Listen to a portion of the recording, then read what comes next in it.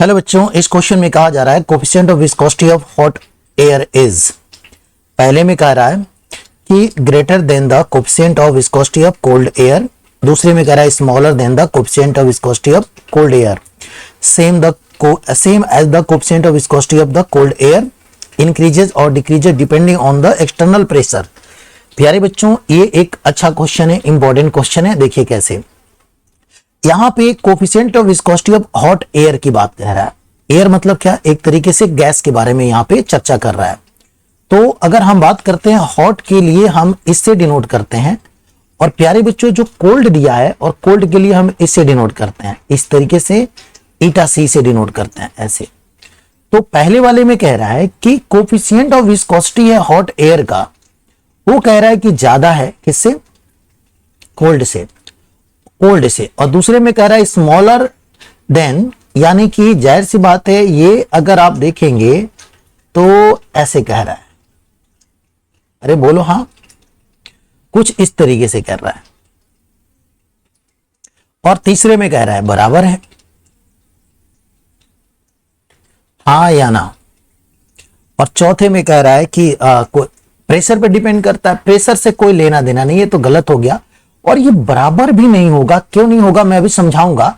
ये भी नहीं होगा, समझ रहा हो ना बात को, क्योंकि देखो गर्म और ठंडा अलग अलग विस्कोसिटी होनी चाहिए। देखिए कैसे, आइए एक एग्जांपल से आपको समझाता हूं, ठीक है। सपोज करो कि ये एक बर्तन है ना, समझने की कोशिश करना। इस बर्तन में गैस भरे हुए हैं, कोई दिक्कत नहीं है, पूरी तरीके से इसके अंदर गैस भरे हुए हैं, गैस मॉलिक्यूल है, कोई दिक्कत मेरे प्यारे बच्चों नहीं है। अब आपने क्या किया, गर्म किया इसको।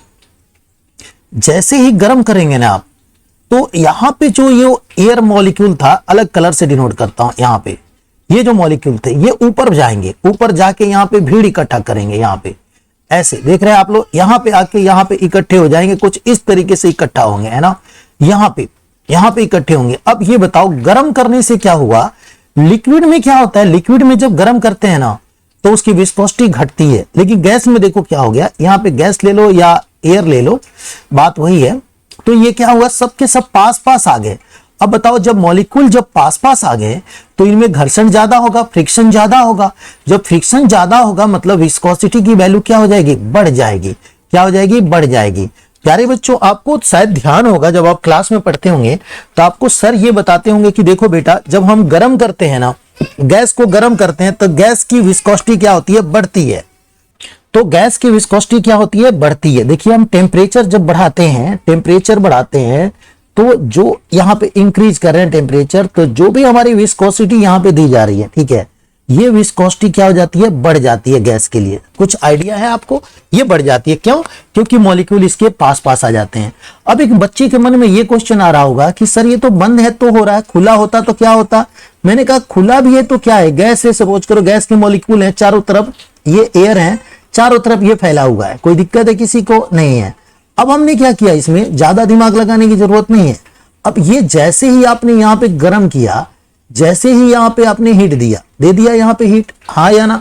तो प्यारे बच्चों जैसे ही हीट किया, ये मॉलिक्यूल कहाँ जाएंगे, ऊपर जाएंगे, और ऊपर आके कहीं ना कहीं इस तरीके से पास पास आ जाएंगे, इकट्ठा होंगे कि नहीं होंगे, ऊपर भी तो कहीं ना कहीं ऐसे पास पास आएंगे, नीचे से दूर दूर फैलेंगे, फैलने की वजह से चारों तरफ भागेंगे, फिर ऊपर जाएंगे ऐसे, तो यहाँ पे इकट्ठा होने लगेंगे। मतलब जब पास पास मॉलिक्यूल होते हैं तो जाहिर सी बात है उनके बीच में घर्षण बढ़ जाता है, कोफिशिएंट ऑफ विस्कोसिटी बढ़ जाती है। इससे क्लियर होता है कि टेम्परेचर बढ़ाने से बढ़ जाती है, जबकि कोल्ड की कम होती है। लिक्विड की बात करते हैं तो लिक्विड के केस में उल्टा होता है ना। तो अब बताओ क्या होना चाहिए, हॉट गैस का ज्यादा होना चाहिए कि कोल्ड का। तो अब सीधी सी बात है, हॉट का ज्यादा होना चाहिए कोल्ड से। अगर लिक्विड की बात करता तो भाई साहब लिक्विड में तो घटता है, तो लेकिन यहाँ गैस की बात हो रहा है, एयर की बात हो रहा है, तो हमारा ऑप्शन कौन सा होगा, पहला ऑप्शन, हाँ या ना, है कि नहीं। अच्छा क्वेश्चन।